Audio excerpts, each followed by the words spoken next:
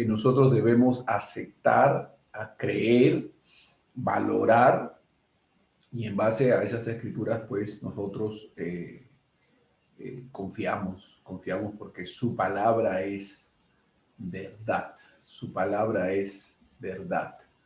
Vamos a estudiar en esta ocasión, vamos a estar respondiendo a la pregunta de cómo es Dios.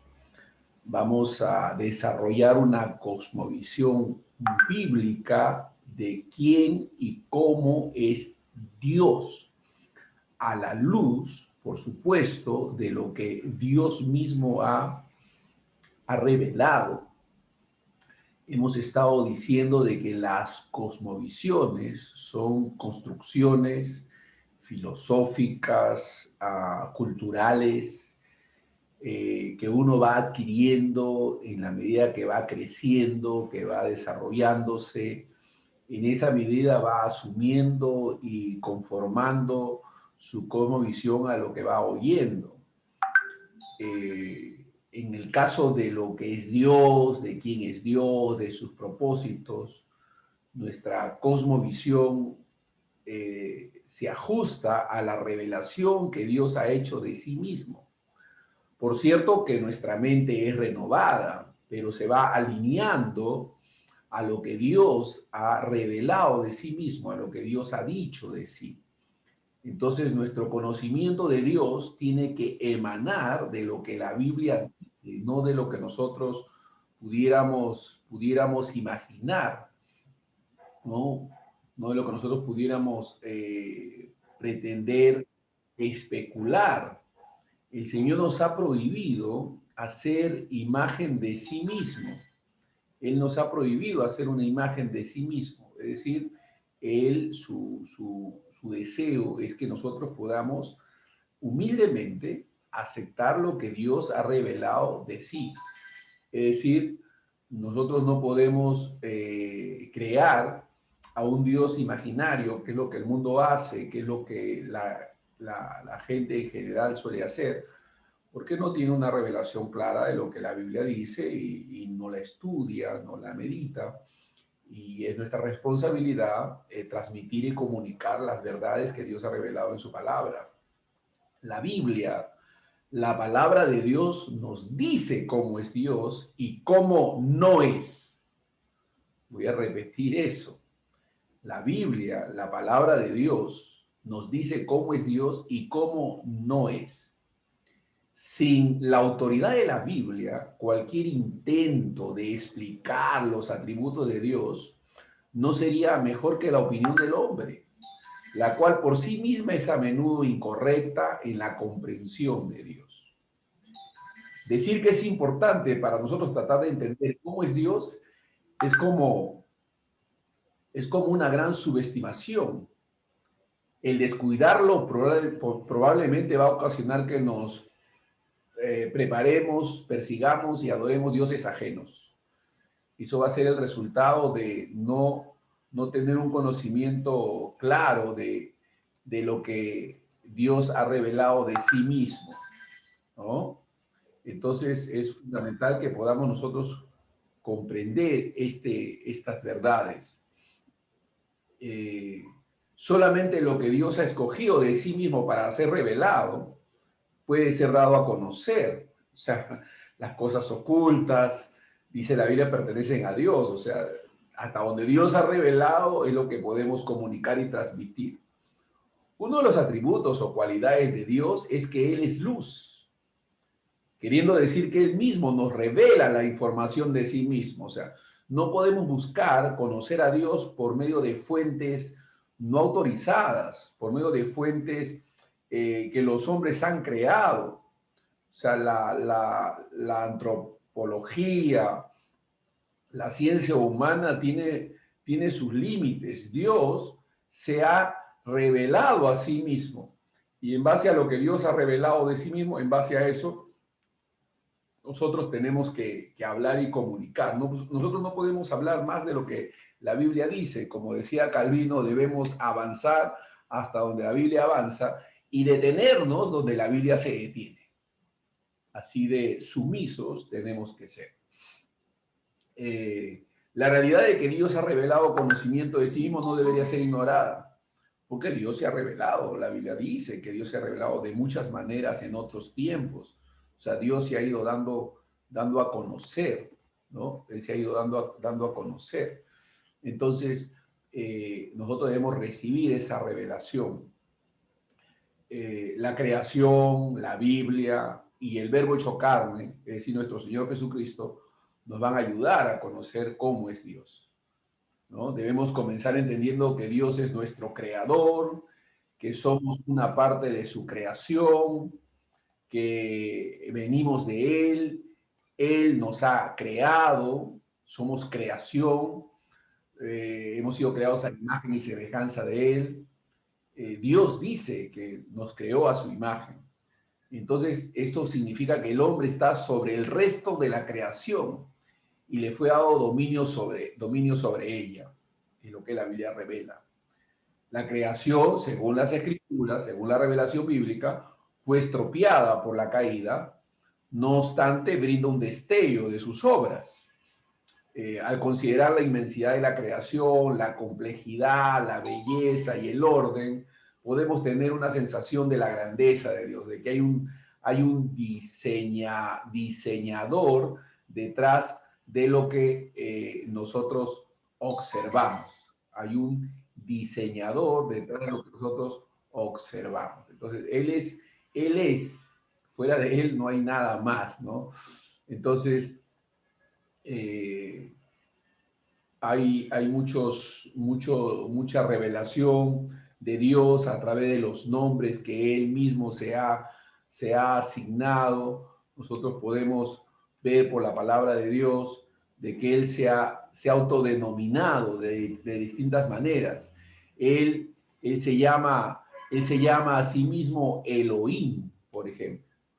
Él se llama a sí mismo Elohim. Eso significa que Él es el fuerte, el divino, el único Dios, ¿no? Se revela a sí mismo como Adonai, el Elión, es decir, cada uno de sus nombres revela una particularidad, alguna característica especial en Dios. Y fíjense que Dios ha requerido de distintos tipos de autodenominaciones para revelar distintos aspectos de Él, porque Dios es incomprensible, Dios es inmutable, Dios es inimaginable. Entonces, lo que conocemos de Dios y lo que debemos conocer de Dios debe ser una revelación para nosotros, un claro entendimiento de lo que Dios ha manifestado. En ese sentido, vamos a nosotros a compartir algunas revelaciones, algunas consideraciones en base a un video que también está preparado para poder a través de este video tener digamos, mejor comprensión de este aspecto. Hay gente que le tiene miedo a la teología, al conocimiento teológico, pero en realidad el sentido común nos indica que todos de una u otra manera somos teólogos, porque todos tenemos una apreciación, un entendimiento, alguna noción de lo que es Dios para nosotros, sea bíblica o no. O sea, todos, claro, digamos que no, lo que no se acercan a la Biblia, lo que no tienen un conocimiento bíblico de quién es Dios, definitivamente tienen una teología distorsionada, una teología falsa, pero es una teología al final, pero es falsa, es equivocada. La teología correcta es la que procede de la Biblia. Por eso estamos hablando de que Dios se revela. Y una de las preguntas más trascendentales que nosotros poder respondernos es saber quién es Dios. Y saber quién es Dios no es difícil en tanto nos acerquemos con humildad, con deseo de aprender y de conocerlo a través de las escrituras. Las escrituras son la revelación de Dios. Dios se revela de tres diferentes formas. Está la creación, los cielos cuentan la gloria de Dios y el firmamento afirma la obra de sus manos. Está la escritura, la Biblia, y está la encarnación, Jesucristo. Estas tres revelaciones se conjugan. Por supuesto que la revelación salvífica es la emanada de Jesús, es a través de Cristo, es la revelación salvífica. La revelación testimonial es el mundo, la creación, y la revelación, pues, digamos, escrita, es la escritura, es la palabra de Dios. Entonces, Dios se revela, Dios se da a conocer. Entonces, cuando vamos a desarrollar una cosmovisión de quién es Dios, tenemos que remitirnos a la Biblia, tenemos que dejar que la Biblia nos hable. Ahora, hay muchas teorías, hay muchos pensamientos, hay una división de pensamientos, hay una división filosófica, teológica, cultural, producto de haber recurrido a fuentes no autorizadas, a elementos equivocados, ¿no? A fuentes equivocadas. Y por eso es que tenemos que remitir nosotros a la Biblia. Vamos a compartir una instrucción, una enseñanza que tiene que ver con específicamente con esta elección, con esta enseñanza, que tiene que ver con lo que es quién es Dios. Vamos a respondernos a la luz de la Escritura, quién es Dios, y vamos a contrastarlas con una serie de pensamientos que los hombres han inventado y que puede que nosotros también todavía tengamos, ¿no? Y que hay que corregir, definitivamente que hay que corregir. Entonces vamos a estar compartiendo esto. Déjenme ponerlo y vamos a ir comentando también algunas cosas al respecto. Bien, ¿listos para este recorrido? Sí, señor. Qué bueno, porque este podría ser el más importante que hagamos juntos. ¿Quién es Dios? Es posible que haya una pregunta que sea más grande que esta. ¿Quién es Dios? Pienso que lo mejor es tratar de comprender y definir el infinito. ¿Entiendes qué es el infinito, Grant? No. ¿Entienden algo que no tiene ni lados, ni fin, ni fondo, ni cima, y que cuando han viajado en una dirección por una eternidad, no están más cerca del fin que cuando empezaron? Porque no hay fin ni principio. ¿Quién puede entenderlo? En este recorrido iremos hacia el este. Y vamos a sopesar este fundamento final. En realidad hubiera deseado empezar con este fundamento.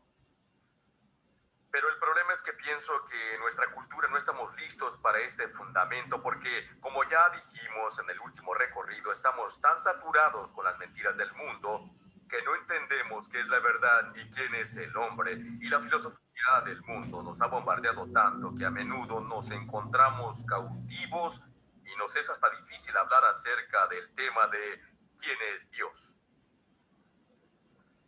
Así que estamos parados a la orilla de un océano que no es solo infinito en su anchura, sino también en su profundidad.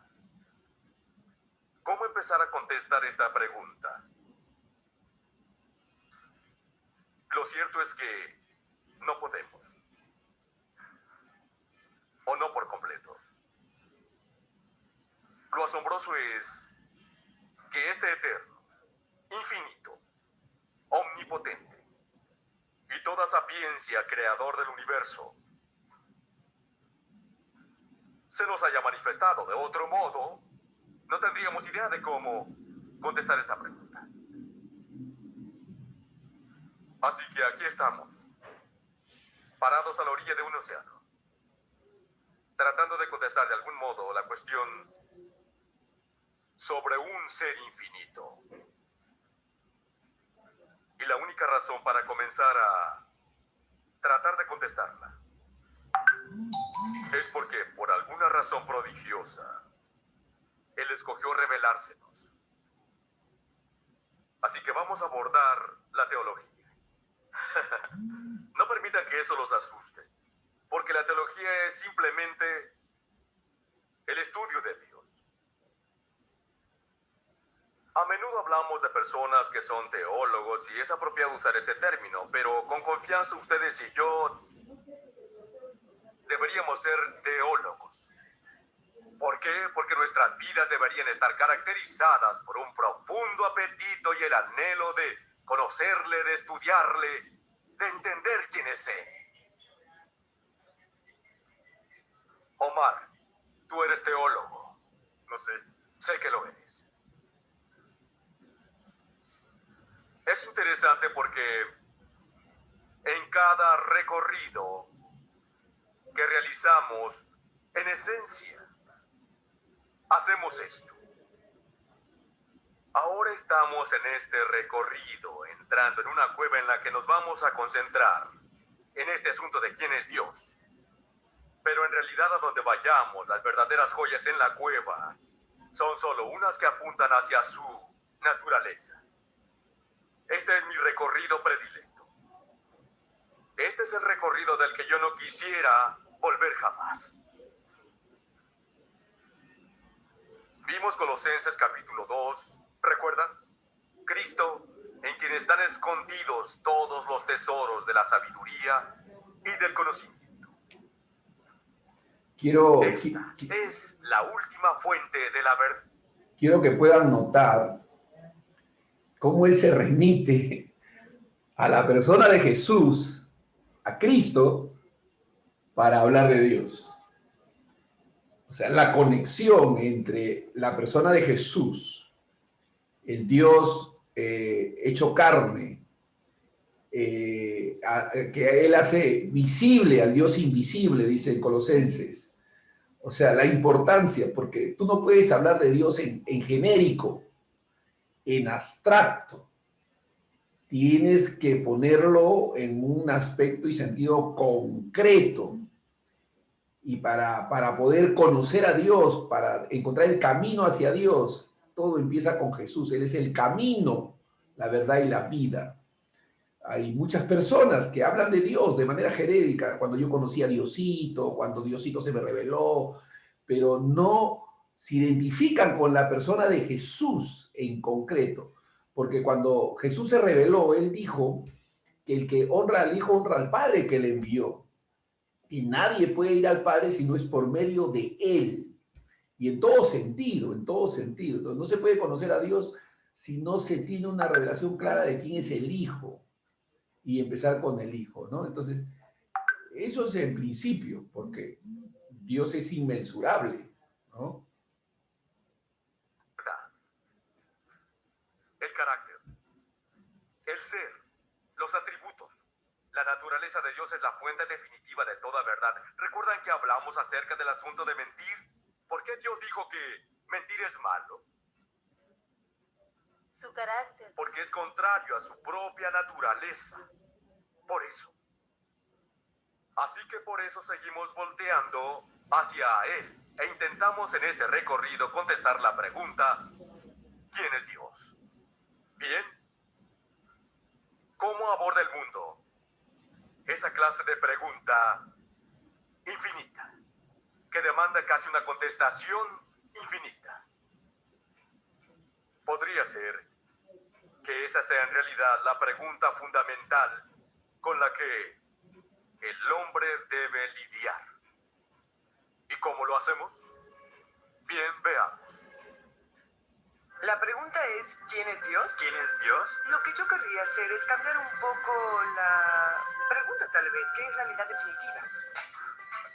Es una pregunta semánticamente nula para mí. ¿Quién es Dios? No tengo un concepto, excepto quizás como una idea nebulosa acerca de una deidad o ser todopoderoso. Se podría decir que Dios es cualquiera. Dios es lo que piensas que es y Dios es lo que creas dentro de ti. Me imagino lo que, ya saben, todos creen. La gran barba canosa, la gran túnica blanca. Yo creo en lo que yo llamo Dios.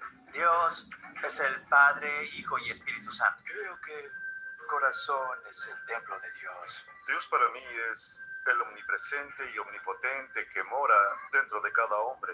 Soy lo que se consideraría ser un panteísta. Así que creo que Dios es amos, eminente y trascendente. Creo que Dios es el creador del universo. Él es el que fue antes y el único que estará hasta el final. Él es todo para nosotros y todo alrededor nuestro. Yo no creo en Dios para nada. Soy muy práctica, creo en la evolución por completo. Algunos piensan que es triste, pero creo que es muy emocionante que todos vengamos de la nada. Mis pensamientos acerca de Dios son ahora en verdad confusos, ya que soy una persona del tipo científico en realidad. Si no lo veo, no lo creo. Él está más allá de mi comprensión y está bien porque si entendiera a Dios, alucinaría. Sí. Creo que todo el mundo tiene su propia fe en un Dios. Pudiera ser que no sea un Dios en particular, pero podría ser algo de los mundos espirituales, un lugar al que vayas y seas feliz cuando fallezcas. Y creo que si haces cosas buenas en tu vida, calificas para ir. Creo que Dios es también muy personal. Creo que Dios vino a la tierra en cuerpo por medio de su Hijo Jesús y que Él nos invita a ser sus amigos y a estar disponibles para tener una vida liderada por Él. En fin, un buen resumen de Dios es que Él es un ser perfecto, con un plan para la vida, que tiene control sobre todo, con emociones como para velar por lo que pueda pasarle a su creación. Él o ella no tiene que ser una persona o algo similar, pero Dios es esta esencia de energía del ser con quien también tengo una relación. Básicamente creo en mí. ¿Quién es Dios? Pues yo. Y no en el sentido de gobernar a nadie. Mi mayor poder soy yo mismo. Yo me controlo mi destino. Sin que yo mismo haga nada, no llegaré a ningún lado en la vida. Defino a Dios como el proceso creador, que incluye a ambos, al bien y al mal. Es todo lo que es. Dios es todo eso también. Es lo que es. Decir Dios no significa creador, ¿saben? Me creo a mí mismo. Lo que soy. La tinta es mi pasión, no es el Cristo. ¿Saben? Es entintar y tatuar y creer en mí mismo. Así me ha ido mejor en la vida de lo que nunca me hubiera imaginado. Cuando decimos que es Dios, depende de qué cosmovisión se va a usar. Y para mí es un concepto de la fantasía.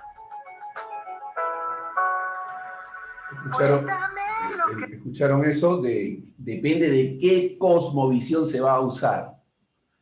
Si vamos a responder quién es Dios, depende de qué cosmovisión se va a usar.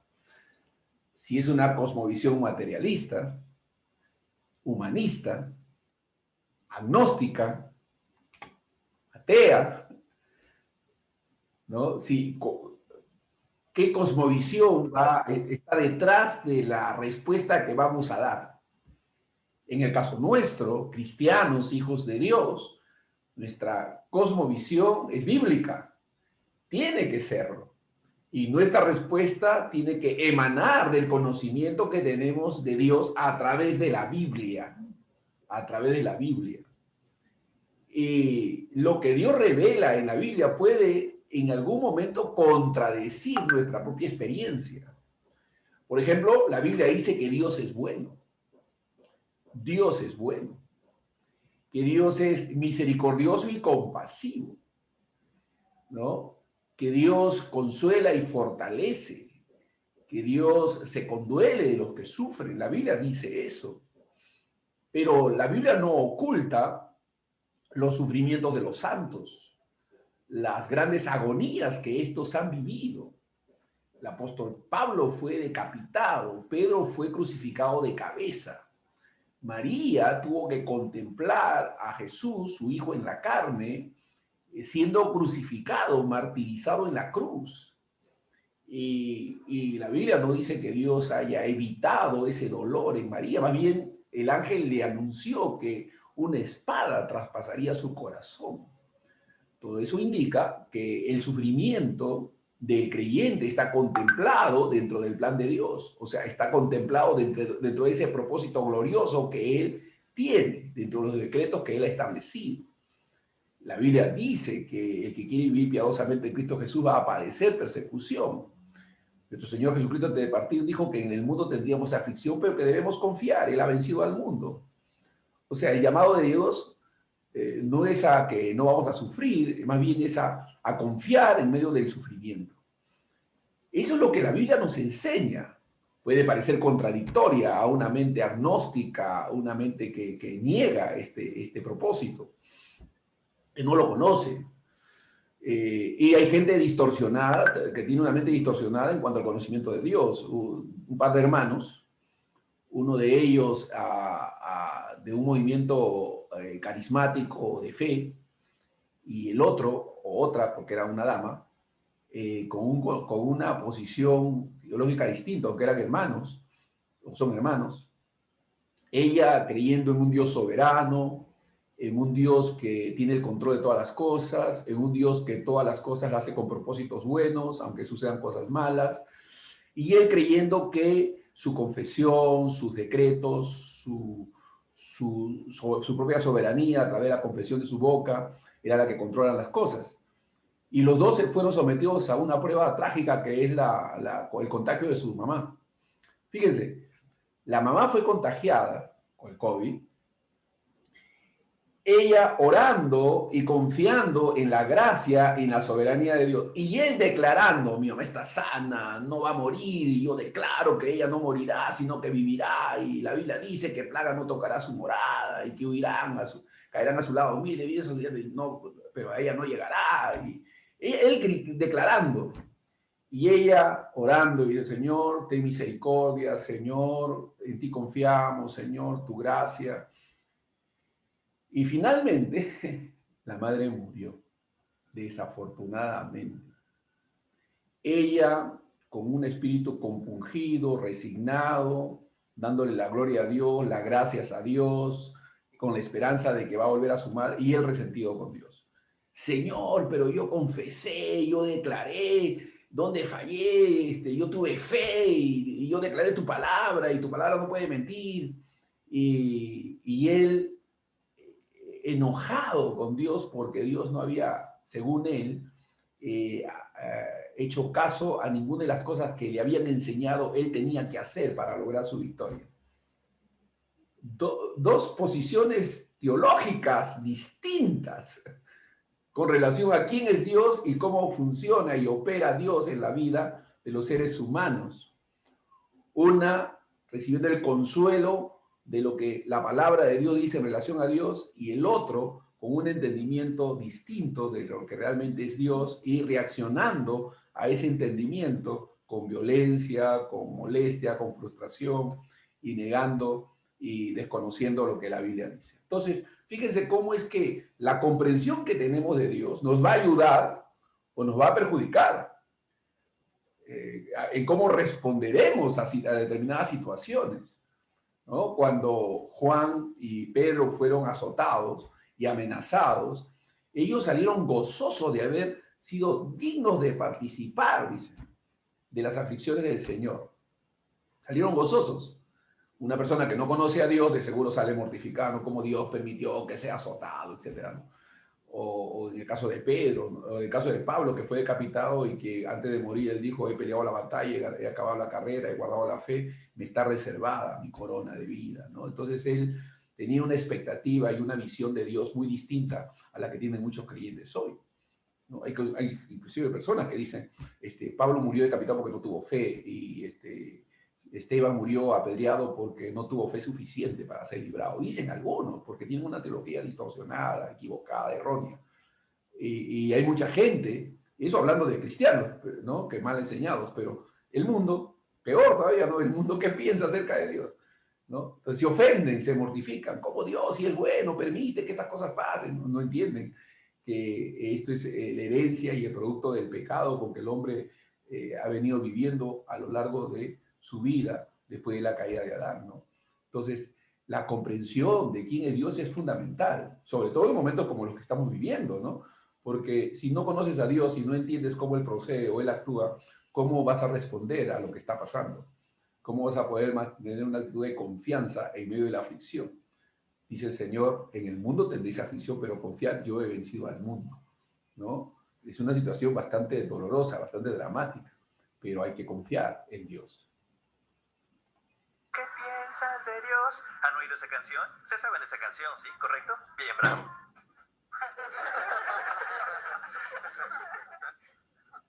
¿Quién es Dios? En serio, no es fácil de contestar aún para nosotros, a quienes se nos ha dado muchas de las revelaciones sobre quién es Él. Es una respuesta infinita, que no tenemos la capacidad de intentar contestar. La única razón por la que podemos es porque Él se nos ha revelado. Pero cuando nos desconectamos de eso, y en especial cuando tenemos una naturaleza que quiere hacer únicamente lo que sea contrario a Él, y no está interesada en mirarlo a Él porque cuando lo hacemos, nos detiene de hacer lo que queremos, entonces entramos en una situación difícil donde tenemos que llenar ese vacío del que hablábamos antes con alguna cosa. Así que podemos hacer a Dios en un árbol, o tal vez lo hagamos en el sol o la luna, o tal vez lo convirtamos en una fuerza, o tal vez digamos que Dios es el viento en mi cara, o tal vez es solo una creación en mi mente, o tal vez soy yo, o tal vez una agradable idea de domingo en la mañana e irrelevante el resto de la semana. O quizá acabemos por olvidar todo ello y concentrarnos en reunir cosas o en aferrarnos a la vida otro día más. Hace unos 400 años se reunió un grupo de hombres intelectuales, gente docta, teólogos. Intentaron conjuntar una declaración que tratara de describir de la mejor manera lo que sería una respuesta a la cuestión ¿quién es Dios? Y la colocaron en una de las confesiones que tenemos hoy, la Confesión de Westminster. Por favor, presten atención a esto. Él va a presentar una de las declaraciones más cercanas, digamos, a lo que la Biblia revela de quién es Dios, la Confesión de Westminster. Usted puede verlo en el web, en el Google. Usted puede googlear y buscar la Confesión de Westminster y bajar todas las declaraciones que ahí se hacen. Es realmente un material muy, muy, muy beneficioso para el desarrollo de nuestra fe y de nuestra comprensión de lo que es la revelación de Dios en términos generales, porque se habla en la Confesión de Westminster, se toca aspectos como la justicia de Dios, la salvación, la regeneración, etcétera, las buenas obras, etcétera. Entonces, vale la pena conseguirse ese material en PDF. Usted lo puede bajar gratuitamente y estudiarlo de manera personal, porque te va a dar una noción y un conocimiento muy, muy sano de la persona de Dios a la luz de las Escrituras. Por cierto, tenemos que reconocer que ninguna revelación, por más grande que podamos tener a través de las Escrituras, llega a copar toda la inmensidad divina, porque Dios ha revelado de Él lo que ha querido revelar. O sea, de ninguna manera significa que es todo lo que es Dios, porque ¿qué mente humana sería capaz de reseccionar un conocimiento tan infinito, tan alto, ¿no? Entonces Dios ha revelado en determinada medida, de acuerdo a lo que Él le ha placido, revelarse, ¿no? Entonces tenemos un conocimiento y definitivamente esta revelación es verdad. Entonces, escuchemos algunas declaraciones de lo que registra esta Confesión de Westminster. Y esto fue lo que intentaron hacer al contestar esta pregunta. No hay sino un solo Dios, el único viviente y verdadero, quien es infinito en su ser y perfecciones, espíritu purísimo, invisible, sin cuerpo, miembros o pasiones, inmutable, inmenso, eterno, incomprensible, todopoderoso, sabio, santo, libre, absoluto, que hace todas las cosas según el consejo de su voluntad, que es inmutable y justísima para su propia gloria. También es amoroso, benigno y misericordioso, paciente, abundante en bondad y verdad, perdonando toda iniquidad, transgresión y pecado, galardonador de todos los que le buscan con diligencia y sobre todo muy justo y terrible en sus juicios, que odia todo pecado y que de ninguna manera dará por inocente al culpable. Esta última parte pareciera que la mayoría de los creyentes en esta última generación o estas postreras generaciones pareciera que lo omitieran. O sea, hablar de un Dios justo, terrible en sus juicios, terrible en sus juicios, terrible, así lo revela la Escritura, terrible en sus juicios, que odia el pecado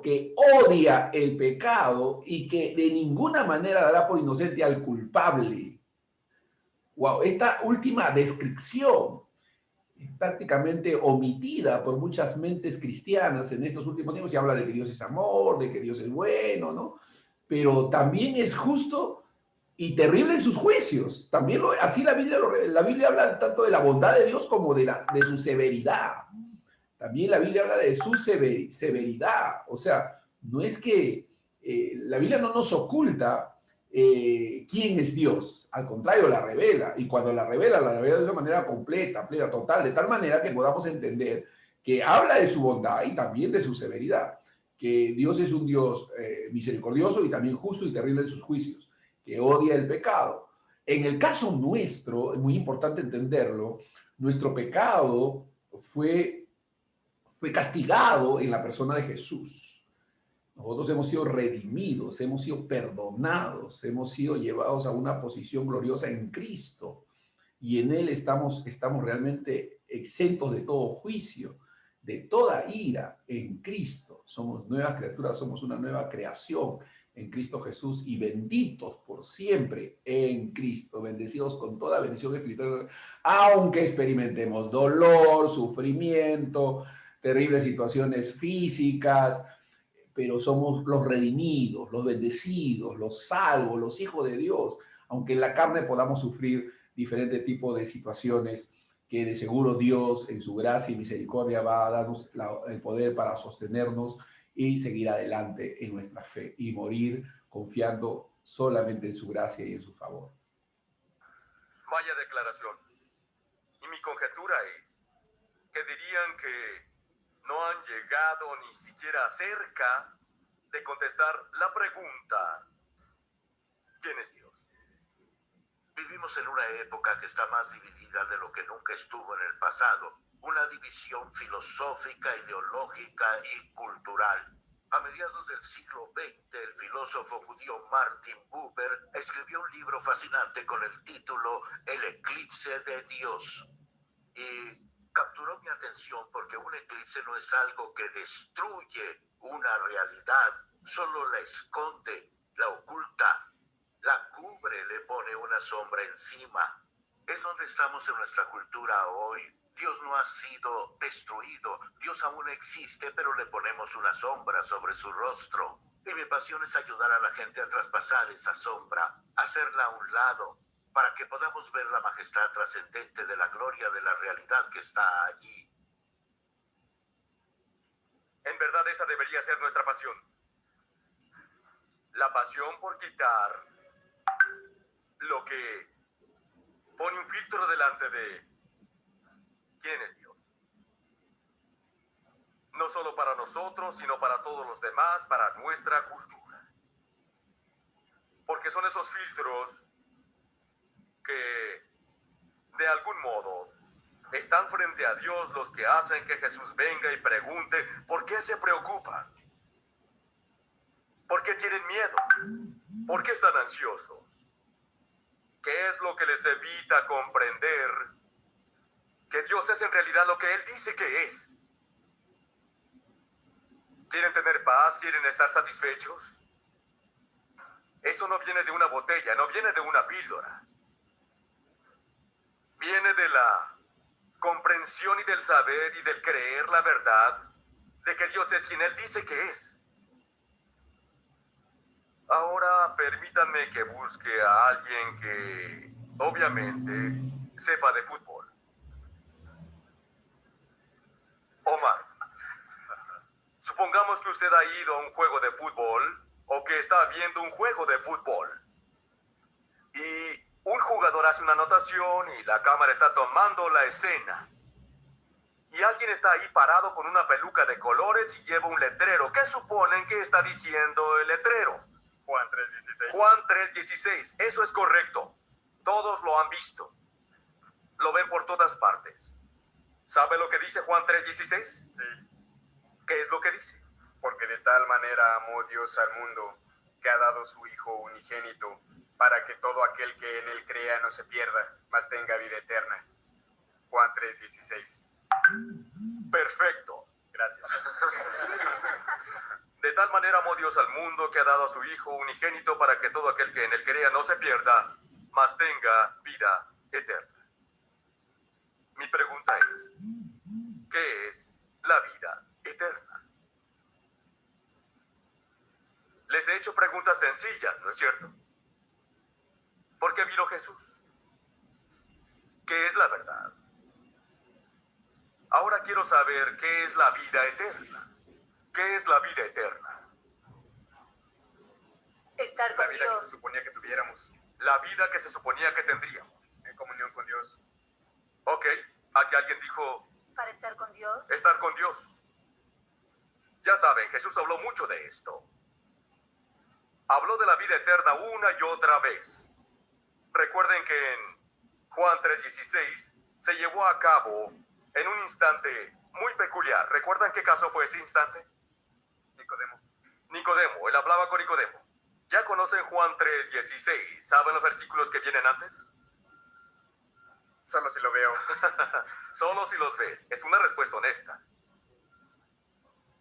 Voy a leérselos porque leeré varios de estos versículos. Y como Moisés levantó la serpiente en el desierto, así es necesario que el Hijo del Hombre sea levantado para que todo aquel que en él crea pueda tener ¿qué? Vida eterna. Vida eterna. Así amó Dios al mundo, que ha dado a su Hijo unigénito para que quien en él crea tenga vida eterna. Ahora, lo que tienen que hacer es ir al siguiente capítulo. Juan 4, versículos 13 y 14. Y Jesús hablando con la mujer en el pozo. ¿Se acuerdan de esto? Y Jesús le dice a ella, todo el que beba de esta agua volverá a tener sed, respondió Jesús. Pero el que beba del agua que yo le daré no volverá a tener sed jamás, sino que dentro de él esa agua se convertirá en un manantial del que brotará Vida eterna. vida eterna. Vamos al próximo capítulo. Juan capítulo 5, versículo 24. Ciertamente les aseguro que el que oye mi palabra y cree al que me envió tiene vida eterna y no será juzgado, sino que ha pasado de la muerte a la vida. ¿Tiene qué? Vida eterna. Vida eterna. Juan 5, versículos 39 y 40. Este es un pasaje interesante. Ustedes estudian con diligencia las escrituras porque piensan que en ellas hallan la Vida eterna. vida eterna. Y son ellas las que dan testimonio en mi favor. Sin embargo, ustedes no quieren venir a mí para tener esa vida. El siguiente es Juan capítulo 6, versículo 27. Empezaré en el 26. De cierto, Jesús dijo, os digo que me buscáis no porque habéis visto las señales, sino porque comisteis el pan y os saciasteis. La multitud que él alimentó fue de 5,000, ahora cruzaron el mar para verlo otra vez. Y él dijo, trabajen pero no por la comida que es perecedera, sino por la que permanece para Vida eterna. vida eterna. Juan capítulo 6, versículo 54. Y después de que Jesús dijo eso, la escritura dice que muchos ya no lo siguieron. El que come mi carne y bebe mi sangre tiene vida eterna, y yo lo resucitaré en el día final. Bien, ya sabe, no tenemos que adivinar la respuesta a esta pregunta, porque Jesús contestó la pregunta en Juan capítulo 17, donde tenemos el privilegio, si lo recuerdan, allí es donde Jesús comienza a orarle al Padre, y ahora tenemos el privilegio de entrar a esta conversación íntima, una conversación que se ha estado dando por toda la eternidad entre el Padre y el Hijo, y ustedes y yo tenemos este privilegio, y Jesús en Juan 17 comienza a orar al Padre, y en ese pasaje escuchamos a Jesús decir esto. Después de que Jesús dijo esto, dirigió la mirada al cielo y oró así: Padre, ha llegado la hora, glorifica a tu Hijo para que tu Hijo te glorifique a ti, ya que le has conferido autoridad sobre todo mortal para que le conceda ¿qué? Vida eterna. Vida eterna a todos los que le has dado, y esta es la vida eterna. Me sorprende cómo lo define. Esta es la vida eterna, que te conozcan a ti, el único Dios verdadero, y a Jesucristo, a quien tú has enviado. Ahora, no hablamos sobre un conocimiento distinto, conocimiento analítico acerca de Dios. Hablamos acerca de algo que es mucho más íntimo. Hablamos de esta relación del orden social, la comunión personal y objetiva, la relación real que existe entre usted y Dios. De hecho, cuando Jesús dice que esta es la vida eterna, que ellos pueden conocerte, Él está vinculando la razón de lo que es la vida eterna con la relación con Él. Así como en la Escritura nosotros leemos que Adán conoció a Eva, ¿y qué pasó? Tuvieron un niño. Ella tuvo un niño. Ese conocimiento fue una forma de conocerse, no fue que Adán supiera algo acerca de Eva. Del mismo modo, cuando Jesús habla acerca de conocerlo a Él, es un conocimiento íntimo, una comprensión íntima, una comunión íntima, una relación íntima con Él. ¿Entienden el privilegio que Dios nos ha dado? De cómo en el mundo Dios ha abierto sus brazos y nos ha permitido involucrarnos en una comunión íntima con Él. Esto hace volar mi mente. Nos ayuda a entender un poco este pasaje difícil donde Jesús dice: ustedes estudian con diligencia las Escrituras porque piensan que en ellas hayan la vida eterna. ¿Está Jesús degradando las Escrituras? No, pero lo que Él hace es tratar de ayudarnos a entender. Estamos hablando sobre el conocimiento clínico. Ustedes estudian con diligencia las Escrituras porque piensan que en ellas hayan la vida eterna. ¿Por esto poseemos esta comunión íntima con Dios? No. Estas son las Escrituras que atestiguan sobre mí, apuntan a mí, con todo no vendrán a mí para esa vida. Él no degrada las Escrituras, está diciendo que se detengan allí. Acaban de implicarse en algún ejercicio clínico para conocer suficientes pasajes y persuadir al resto de la gente a su alrededor de que son individuos listos. Ellos apuntan hacia mí. Él dijo: la vida eterna. De tal modo amó Dios al mundo, que ha dado a su Hijo unigénito, para que todo aquel que en Él crea no se pierda, mas tenga vida eterna. Asombroso, absolutamente asombroso. Recuerden este texto, ¿no? Hay una pregunta que este hermano Tucker hace, ¿no? ¿Qué es la vida eterna? Y hay una serie de textos que él cita que apuntan hacia la vida eterna. Pero en Juan 17:3, la respuesta es concreta. La respuesta es concreta. Jesús dijo: y esto es la vida eterna, que te conozcan a ti, al único Dios verdadero, y a Jesucristo, a quien has enviado. Tome nota de ese texto, Juan 17:3.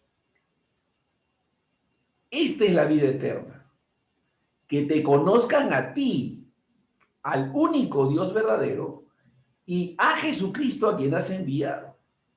Por cierto, la palabra conocer, como bien lo dice nuestro hermano, no es la palabra noxis, que es la palabra que se habla para un conocimiento intelectual, mental, en base al estudio, sino un conocimiento epignosis, es la palabra griega que se usa, epignosis, para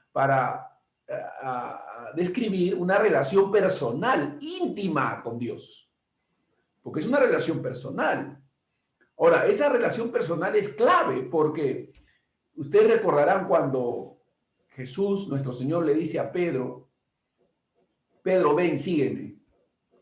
Y dice que a unos pasos estaba Juan mirando, contemplando, y Jesús le dice a Pedro, Pedro le dice a nuestro Señor Jesús, le dice, Señor, ¿y qué de este? ¿Y qué de este? O sea, Jesús le está hablando en términos personales. Pedro, sígueme. No dice, síganme, sino, Pedro, sígueme.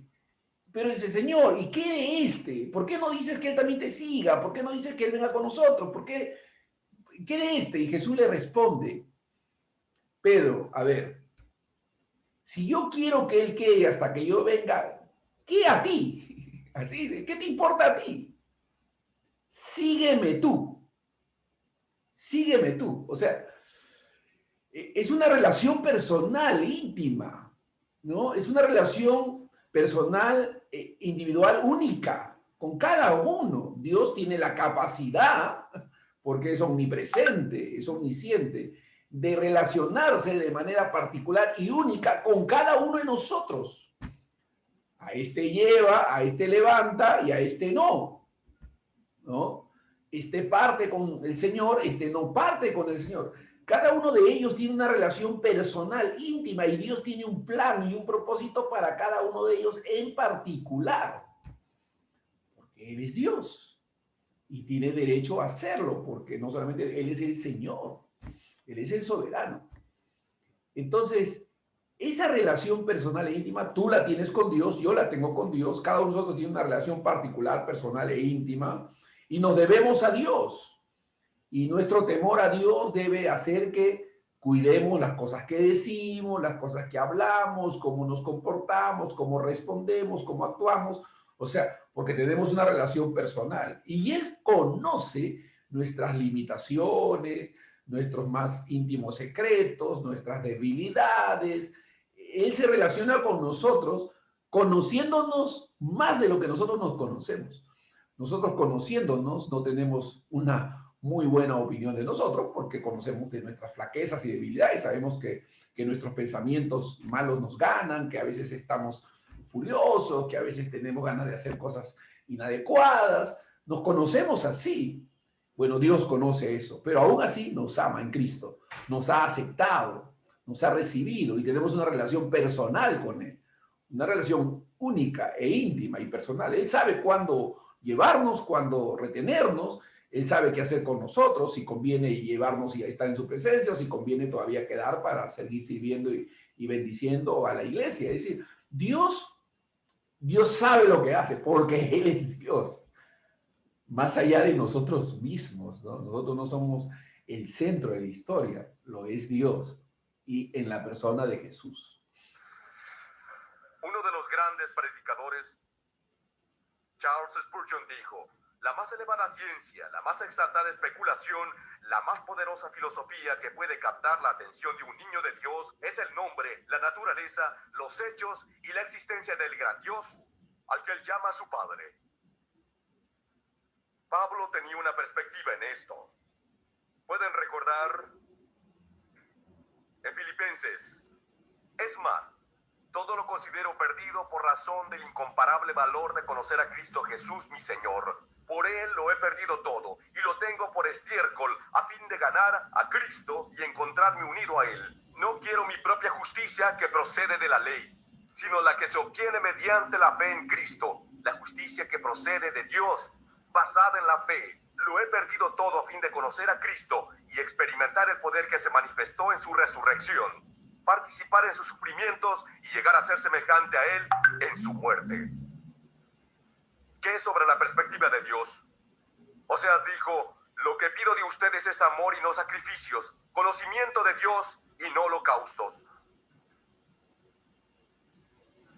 En Jeremías, así dice el Señor: que no se gloríe el sabio de su sabiduría, que no se gloríe el poderoso de su poder, y que no se gloríe el rico de su riqueza. Y si alguien ha de gloriarse, que se gloríe de entenderme y de conocerme. Tuvimos que empezar con la antropología porque necesitábamos mucho, pero en realidad nunca podremos contestar la pregunta ¿quién es el hombre? Nunca podrán saber quiénes son hasta que primero miren el rostro de Dios. Y al hacerlo, ¡ay de mí!, grité, porque yo soy un ser de labios impuros y vivo entre gente de labios impuros, y mis ojos han visto al Rey, al Todopoderoso. Ustedes miran su rostro y así sabrán quiénes son. Y eso es lo que me ha sucedido a mí la mayor parte de mi vida. Mi jornada ha ido de un capullo a otro capullo. Y cada uno de ellos se ha centrado se ha enfocado en algún aspecto de la naturaleza de Dios, un aspecto de su carácter. A menudo se ha centrado en el nombre de Dios. Y cuanto más reflexionaba en esto, comencé a ver mejor su rostro. No solo comencé a verlo con más claridad al quitarse el filtro, sino que de repente también la luz se hizo de nuevo brillante y resplandeció sobre mí. Y comencé a entender, ay de mí. Porque esto es lo que pasa cuando la luz resplandece sobre ti. Les diré algo sobre uno de sus nombres. El Caná. Esto sucedió por un alumno.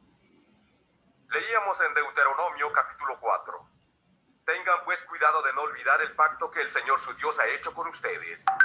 No se fabriquen ídolos de ninguna figura que el Señor su Dios les haya prohibido, porque el Señor su Dios es fuego consumidor y Dios celoso.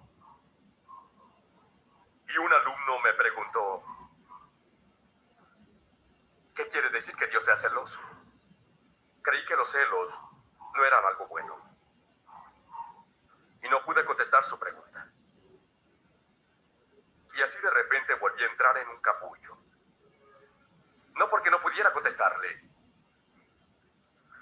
pero al comenzar a considerarlo y tratar de entender lo que significó para Dios decir que Él es celoso, tuvo un impacto profundo en mí. Zacarías 8. Así dice el Señor Todopoderoso. Siento grandes celos por Sión. Son tantos mis celos por ella que me llenan de furia.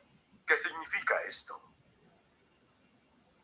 Y luego, en Éxodo capítulo 34, no adores a otros dioses porque el Señor es muy celoso. Su nombre es Dios celoso. Y esto me sorprendió porque Dios muy pocas veces en las Escrituras nos dice cuál es su nombre. Así que ahora mi pequeña búsqueda no fue una búsqueda menor. De repente, Él dice que su nombre es celoso. Hebreos dice, no venerarás a ningún otro Dios. Para el Señor, ¿quién es el Caná? Él es el Caná. Y dije, ¿quién es el Caná? Ya que creía que los celos eran algo que no deberíamos buscar, que no debemos tener. Bien, déjenme salir de mi capullo. Y este era tan solo mi propia comprensión. Comencé a luchar con esto, a buscar en las Escrituras y a entender lo que significa decir que su nombre era el Caná. Saben, los celos de los que Dios nos pide apartarnos son los celos que dicen, tienes algo que yo quiero y te odio porque lo tienes. El Caná es el celo que surge cuando el pecado amenaza un pacto de alianza. Me agrada tanto que mi padre sea el Caná, que surge cuando mi pecado amenaza esa relación. Deberíamos ser como nuestro padre. Rob. Sí. Sentada a tu lado está tu amada esposa. Debe ser como tu padre. Tienes una relación de pacto con ella. Y cuando el pecado amenaza esa relación de pacto, el Caná debe surgir en tu interior. Incluso si es su propio pecado, o si es el de Shainu, o si es el pecado de otra persona que amenaza esta relación, el Caná debe surgir. Yo amo al Caná. Porque si él fuera como su servidor, a menudo yo diría, si esta es la manera que quiere ser, así será. No el Caná. Yo nunca entendí el amor de Dios hasta que entendí el Caná. Los nombres significan algo. Cuando Dios dice, este es mi nombre, significa algo. ¿Recuerdan cuando Jacob arguía con Dios? Dios cambió su nombre de Jacob, mentiroso o suplantador. Dios se lo cambió por Israel, uno que se esfuerza con Dios. ¿Recuerdan a Abraham, el padre de la altura? Le fue cambiado a Abraham, el padre de una multitud. Moisés, su nombre le fue dado porque habría de ser sacado del agua. Yo no sé qué es lo que quieras. O sea, es que de verdad, ya me estoy... O sea, primero te estás dando cuenta de las cosas.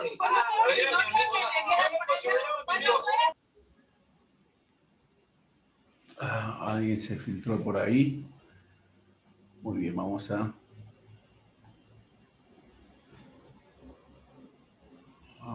eliminar.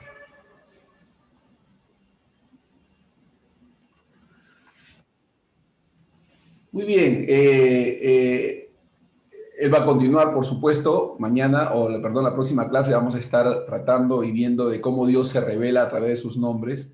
Uno de ellos, que él acaba de mencionar, es el Caná, que significa el que se opone a todo aquello que quiera perjudicar o malograr la relación de intimidad que tenemos con Dios, es decir, el pecado, ¿no? Se opone al pecado, que puede de alguna manera limitar y perjudicar esa relación que tenemos con Dios. Pero es importante, hermanos, que comprendamos esta serie de verdades que hemos ido recibiendo a través de esta clase, de esta charla, ¿no? Que Dios se revela, Dios se da a conocer.